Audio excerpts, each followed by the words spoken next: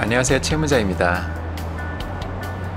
오늘 영상에서는 여러분이 이제 개인회생이나 개인 파산을 신청을 준비를 할 때 이제 대부분의 경우는 변호사든 법무사든 그 개인회생 개인 파산 신청 대리를 해주는 사무실을 통해서 일을 진행을 합니다. 하지만 여러분들이 사실상 이제 상담 단계 이후에는 뭐 사무실에 다시 가보거나 이런 일들이 없고 보통 이제 뭐 메시징이나 전화로만 이제 이야기를 한단 말이에요. 근데 이제 그러다 보면은 여러분들이 이제 사무실에서 대체 무슨 일을 하고 있는가 되게 궁금해하고, 그러면서 또 이제 지루하게 시간 보내는 일들이 많거든요. 그래서 이제 사무실에서 어떤 일들을 해주는지 오늘 좀 짚어보도록 하겠습니다. 그러면서 사무실별로 그 이제 좀 차이가 나는 업무 방식에 대해서도 이야기를 드릴게요.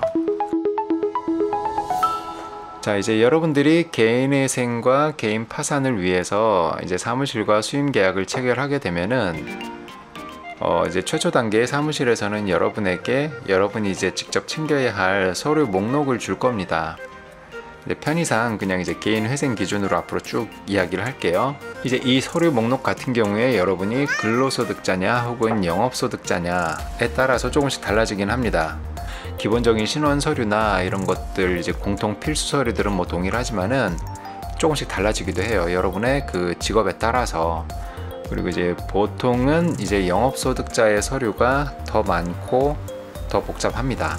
자, 그렇게 이제 사무실로부터 여러분들이 준비해야 될 서류 목록을 받게 되면은 여러분은 이제 그 서류들을 쭉 준비를 할 거예요. 뭐 일반적인 간단한 서류들은 그냥 주민센터에서 쉽게 발급을 받으실 거고, 그 외에 뭐 인터넷에서 발급 가능한 것들은 전부 인터넷에서 전부 발급을 할 겁니다. 그런데 이게 사무실별로 조금 업무 방식이 다른 거예요. 이제 어떠한 사무실들 같은 경우에는 뭐 기본적인 서류 여러분에게 준비해 달라고 요청을 하면서, 또 이제 뭐 다른 것들은 자기네가 직접 발급을 하거나 준비를 합니다. 그런 것들이 이제 그 이제 채권 관련된 뭐 통장 거래 내역이라든가 그다음에 뭐 카드 내역이나 이런 거를 자기네가 이제 발급을 하기도 해요. 저는 그런 걸 이제 제가 직접 다 발급을 했거든요. 왜냐면 그냥 뭐 금융사 사이트 들어가서 쭉쭉 뽑으면 되는 거니까. 근데 이거조차도 자기네가 이제 해주는 사무실들도 일부 있습니다. 그리고 이제 그런 거 하려면은 아시다시피 금융기관에 아무나 들어가서 액세스할 수 있는 게 아니잖아요. 그러다 보니까는 여러분에게 공인인증서를 요청을 하기도 합니다. 그래야지 금융기관에 로그인을 해가지고 뭐 카드 내역서든 통장 그 이제 거래 내역이든 이런 것들을 발급을 할 수가 있는 거니까요. 근데 이제 그렇게 대신 자기네가 일부 서류를 발급해주면서 또 조금 수임료가 비싸지는 사무실들도 있기 때문에 그 이제 판단은 여러분들이 하셔야 돼요.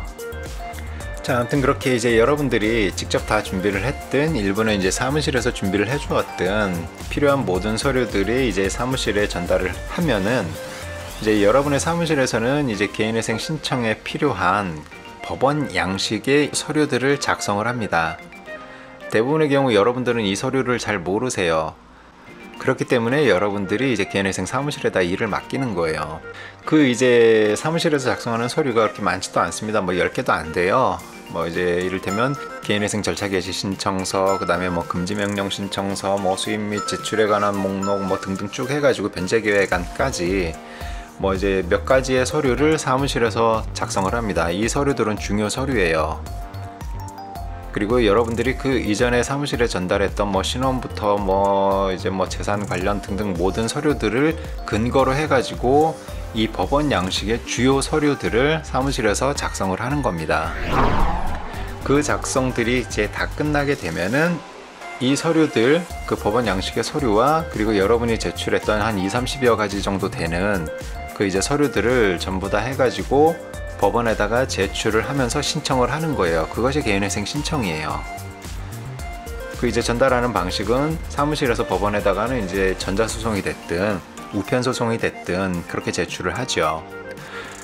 참, 그리고 이제 빼먹었던 게 진술서 역시도 사무실별로 그 이제 처리 방식이 꽤 많이 다릅니다. 근데 이제 이거는 굉장히 이제 중요한 부분일 수 있으니까는 그 진술서에 관련해서는 제가 다른 영상으로 한번 따로 다루도록 하겠습니다. 이제 좀 시간이 좀 지났고 저의 이제 이전 진술서 영상을 보시고 조금 오해하는 부분들이 좀 있는 것 같더라고요. 그래서 그거는 제가 다른 영상으로 따로 한번 이야기하도록 하겠습니다. 자, 이제 그렇게 여러분의 사무실들이 모든 서류 다 준비해 가지고 법원에다가 개인회생을 신청을 하게 되면은 이제 그때부터는 사실상 법원의 시간입니다. 법원의 시간. 이제 일반적으로 여러분들이 개인회생을 신청하고 순조롭게 그 신청 과정이 잘 끝난다라고 하면은 여러분은 중요한 결정 3가지를 법원으로부터 받게 되는데요. 그 결정들이 금지명령 결정, 그리고 개인회생 절차 개시 결정, 그리고 이제 인가 결정입니다. 그리고 이 결정들은 모두 법원이 하는 거예요. 그러다 보니까는 이러한 과정들이 뭐 좀 시간이 좀 걸리고 혹은 뭐 뜻대로 뭐 안 나오고 뭐 이럴 수도 있습니다. 굉장히 지루하게 기다릴 수도 있고. 그러나 이 시기에 여러분이 할 수 있는 게 사실 없습니다. 할 것도 없고요. 그리고 여러분의 사무실에서도 딱히 할 수 있는 게 없습니다. 모든 서류가 법원에 넘어간 이상 뭐 금지명령이든 개시든 뭐 그리고 그 중간에 있는 보정이든 뭐든 이런 것들은 전부 이제 법원의 상황에 따라서 달라지는 거기 때문에 이것 때문에 이제 여러분이 계속 사무실에다가 전화해 갖고 뭐 금지 언제 나와요, 혹은 뭐 보정 언제 나와요, 혹은 왜 개시 왜 안 나와요, 막 계속 백날 물어봐야 사무실에서도 사실상 할 수 있는 게 없습니다. 서류들이 법원에 넘어가 있는 이상. 그러다 보니까는 이거는 여러분들이 좀 사무실을 이해를 해줘야 돼요. 계속해서 여러분들이 똑같은 거 물어보고 하면은 사무실도 짜증나는 게 맞죠. 그리고 사무실에서도 뭔가 자기네가 해가지고 시간을 단축시키거나 이럴 수 있는 게 있으면 하겠지만은 대부분의 경우 그렇지 않거든요. 왜냐면 법원에서 이제 일을 처리를 하는 건데 법원의 그 업무 처리 속도나 이런 거에 대해서 뭐 누가 트집을 잡을 수 있는 상황이 아닌 거니까요. 물론 뭐 특이한 경우 법원에다가 일 좀 빨리 해주세요 라고 뭐 정식으로 속행 요청서를 제출을 하거나 혹은 뭐 회생위원실에 전화해서 물어볼 수도 있겠으나 뭐 이제 특이한 상황들이고요. 원래 그러니까 좀 시간이 오래 걸리는구나 라고 여러분들이 생각을 하고 있어야 됩니다. 그래서 이제 그 법원의 시간이기 때문에 사무실에서도 여러분에게 시원하게 답을 해줄 수가 없다라는 거는 좀 이해를 해 주셔야 돼요. 그리고 이제 여러분들이 개인회생을 신청하고 금지명령이 나오고 개시결정 이전까지 대부분의 여러분들은 그 보정 단계를 거치게 됩니다. 이제 흔히 이제 보정 권고 뭐 이렇게 나오죠.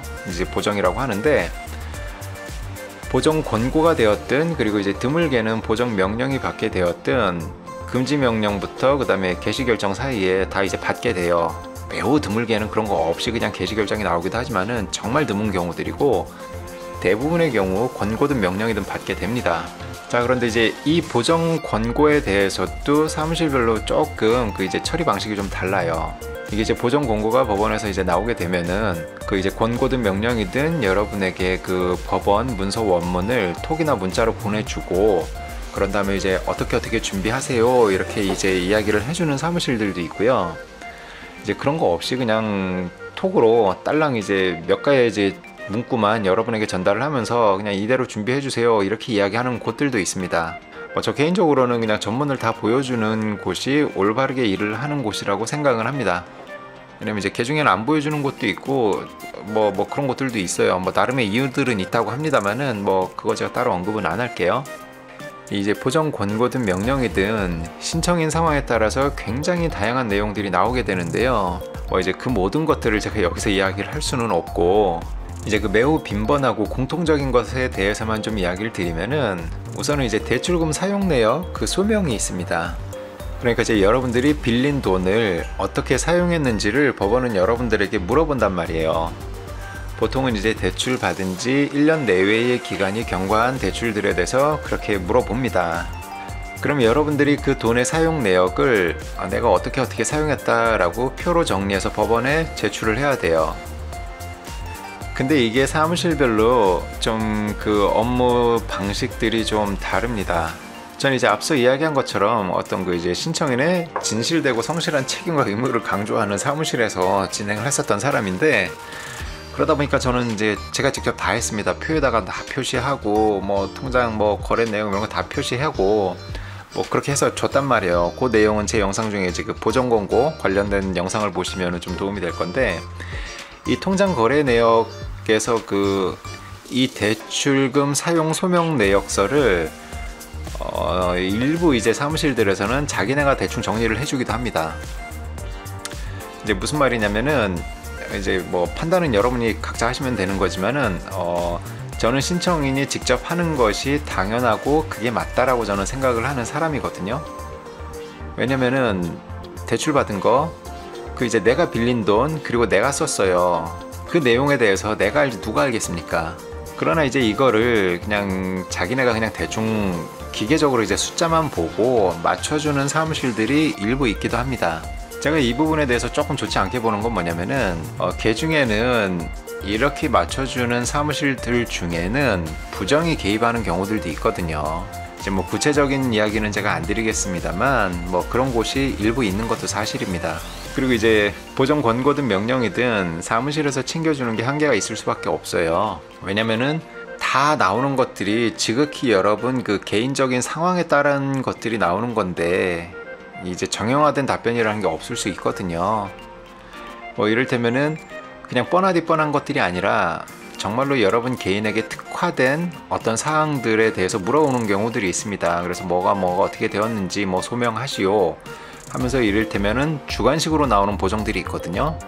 이런 경우 이제 여러분들이 꽤 어려워할 수 있어요. 뭐라고 해야 되나 하면서 막 걱정들을 하는데, 그럼에도 불구하고 이제 이런 보정들에 대해서도 굉장히 이제 성실하고 친절하게 여러분에게 설명을 해주고, 요건 이렇게 해주시고요, 이렇게 물어보는 거는 이제 무슨 의미니까는 이렇게 소명해 주시고, 뭐 이렇게 알려주는 사무실들도 있고요, 친절하게. 그러나 이제 그렇지 않은 곳들도 있습니다. 대충 내용만 여러분에게 보여주고는 거기 써있는 대로 해주세요, 뭐 이런 사무실들도 있는 게 사실이에요. 그래서 뭐가 되었든 간에 여러분 스스로도 굉장히 좀 진지하고 성실하게 마음에 좀 준비를 하고 계세요. 그래야지 여러분들이 좀 덜 당황하고 담대하게 응할 수가 있습니다. 자, 이제 그리고 그렇게 보정이 뭐 쉽든 어렵든 끝나고 나게 되면은 여러분들이 이제 개시 결정이 나오게 됩니다, 여러분들에게. 그럼 이제 여기서부터는 여러분들이 이제 할 게 뭐 다른 거 없습니다. 그냥 변제금만 잘 내고 개시 결정 이후 한두 달 내에 잡히게 되는 채권자 집회, 여기에만 이제 반드시 참석 잘 하면 됩니다. 그러고 나면은 뭐 빠르면은 며칠 혹은 뭐 길면 몇 개월 뒤에는 이제 법원으로부터 인가 결정을 받게 되는 거예요. 요새는 사실 이제 그 집회하고 인가 결정 나오는데 시간이 얼마나 걸립니까? 라고 물어보는 분들이 이제 부쩍 많아졌거든요. 이게 저 같은 경우에는 코로나 이전에 했던 거였고, 뭐 그러다 보니까 모든 게 다 뭐 빨랐습니다, 지금보다는. 그래서 저는 집회 마치고 4일 만에 인가 결정을 받았던 사람이거든요. 근데 이제 요새는 코로나 시대라 그런지 그게 좀 뭐 많이 좀 지체가 되고 있나 봐요. 실제로 이제 인원이나 뭐 이런 거 제한도 있고 하니까는 집회하는 분위기도 좀 다른 것 같고, 그래서 이제 보니까는 집회 마치고 인가 결정을 받는데 최장 6개월 걸린 분도 있고 그랬습니다. 예, 그러다 보니까는 여러분이 그냥 변제금만 잘 내면서 일상에 집중을 하시는 게 정신건강에 이롭습니다. 집회 다녀왔는데 인가 결정 언제 날까, 이거 너무 그것 때문에 스트레스 받지 마세요. 여러분이 게시만 잘 받았으면은 변제금만 잘 내십시오. 자, 그런데 이제 사무실은 여러분과는 달리 요 시기에 다른 뭔가를 좀 할 때가 있기도 합니다. 이제 모든 사건이 그런 것은 아니에요. 그렇지만은 종종 채권자들이 이제 이의 신청을 하는 경우들이 있습니다. 그 이제 뭐 내용들은 뭐 아주 간단하게는 채권 금액이 좀 잘못되었으니 그거 수정해달라 하는 그런 작은 것들부터, 뭐 심각한 경우는 뭐 기각시켜달라 혹은 뭐 채권자 목록에서 빼달라 등등 여러 가지 것들이 있습니다. 하지만 이제 많은 경우는 사무실에서 알아서들 그냥 처리합니다. 일일이 여러분에게 이야기하지 않고 그냥 자기네가 처리하기도 해요. 그래서 그렇게 대응을 하고 있기 때문에 여러분이 신경 쓸 게 없습니다. 물론 이제 정말로 심각하고 여러분의 의견이 필요한 그런 이의 신청에 대해서는 여러분에게 그 내용을 공유하고 또 설명을 해달라고 할 거예요. 그 외에도 뭐 이제 개인회생 신청 혹은 뭐 개인 파산도 마찬가지지만은 신청하고 나면은 이제 여러분의 채권의 주인들이 막 바뀌고 하거든요. 그래서 이제 막 채권 양수도가 일어나고 이러는 경우에도 그 시기에 따라서는 사무실에서 일부 막 수정하고 이래야 되는 것들이 생기기도 해요. 혹은 뭐 인가 이후에라도. 근데 이제 그런 것들 역시도 사무실에서 알아서들 다 처리를 합니다. 그러니까는 여러분이 특별히 뭐 신경을 많이 쓰거나 이래야 될 부분은 아니에요. 그러니까 여러분들은 그냥 어플만 종종 쳐다보면서 아, 뭐가 이런 게 있구나 뭐 사무실에서 특별히 여러분에게 이야기하지 않으면은 뭐 대수롭지 않게 생각해도 될 겁니다. 심각한 내용이 아니라면은. 자, 그럼 오늘 영상을 좀 정리를 해 볼게요. 오늘 이제 개인회생 사무실들에서 여러분을 위해서 어떤 일들을 하고 있는지에 대해서 설명을 드렸던 것들인데, 사무실별로 그 서류 준비 방식이나 기타 이제 업무 방식이 조금씩 다를 수도 있다라는 거. 그래서 이제 신청인이 모든 서류를 다 준비하거나 혹은 뭐 일부는 사무실에서 준비를 해주기도 합니다. 대표적으로 뭐 통장 거래 내역이나 뭐 카드 내역 이런 것 등등, 혹은 뭐 더 많은 서류를 사무실에서 준비를 해줄 수도 있어요. 그리고 이제 때에 따라서는 이런 사무실들 중에서는 여러분에게 공인인증서를 요청을 하기도 한다라는 거 참고해 주시고요. 그 다음에 이제 보정 과정 같은 경우에는 신청인 자신이 가장 중요합니다. 하지만 이제 어떤 사무실들 같은 경우에는 꽤 많은 것을 자기네가 알아서 처리해 주기도 한다라는 거 알아두시고요. 그 다음에 이제 모든 서류 정리해서 법원에 서류가 다 넘어갔다라고 하면은 그때부터는 법원의 시간입니다. 그러니까는 사무실을 너무 닥달하지 말고요. 법원 어플 보면서 그냥 종종 사건 확인하시고요. 특이사항이 있거나 궁금한 사항들이 있을 때는 사무실에 전화해서 물어보시면 됩니다. 자, 그리고 이제 여러분이 인지를 하든 안 하든 사무실은 뭐 이의신청이나 뭐 채권자 명의 변경이나 등등의 이제 뭐 잡일을 좀 하기도 한다라는 거 그렇게 좀 알아두시면 되고요. 그리고 이제 인가 결정이 나게 되면은 사실상 사무실의 역할은 끝난 겁니다. 두 번 다시 볼 일이 없을 거예요. 뭐 이야기할 것도 없을 거고. 이제 간혹 가다가 나중에 면책 신청은 그럼 어떻게 하죠? 라고 물어보는 분들이 계십니다. 이 면책 신청까지도 사실 챙겨서 자기네가 해주는 사무실들도 있는 것도 사실이고요. 하지만 많은 경우 인가까지를 자기네들 업무 그 영역으로 보기 때문에 면책 신청은 채무자 스스로 하게 되는 그런 경우도 흔히 있습니다. 그런데 그 이제 여러분이 이제 변제 마친 이후에 면책 신청하는 것이 그렇게 어려운 것이 아닙니다. 대단히 쉬운 거고요. 그건 제가 나중에 따로 한번 영상으로 한번 이야기를 할게요. 그리고 또 이제 일부 사무실들 같은 경우에는 자기네가 이제 면책까지도 뭐 책임을 집니다 뭐 이런 경우들도 있습니다. 그래서 면책 신청도 자기네가 해주겠다라고 응당되게 뭐 그렇게 해주면 편하고 좋은 거 맞습니다. 하지만 뭐 그것 때문에 수임료를 더 많이 또 내야 되거나 이런다라고 하면은 저라면 그냥 인가까지만 해주세요. 면책 신청 내가 직접 할게요 하고 저렴한 데서 할 것 같아요.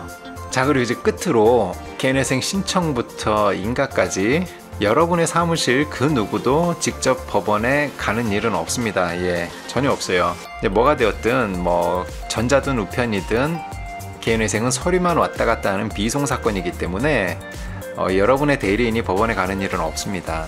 이게 왜냐면 다른 일반적인 재판처럼 무슨 변론이 있거나 혹은 뭐 법원에 출석해서 뭔가 해야 되거나 이런 게 아니거든요. 그냥 개시 결정 이후에 여러분만 채권자 집회 한번 가는 게 다입니다. 여러분 사무실 사람은 그 누구도 가는 사람이 없어요. 자, 오늘은 이렇게 이제 제가 경험했던, 그리고 이제 제가 경험하지는 않았지만은 제 채널에 오시는 많은 분들께서 저에게 알려주셨던 그 이제 공유 경험들을 토대로 해갖고 이야기 드렸던 거고요. 그래서 여러분들이 사무실에 대한 궁금증 좀 해소하는 데 도움이 되었으면 좋겠습니다. 더운 여름 건강 조심하십시오. 다음에 또 만날게요. 힘내세요, 여러분.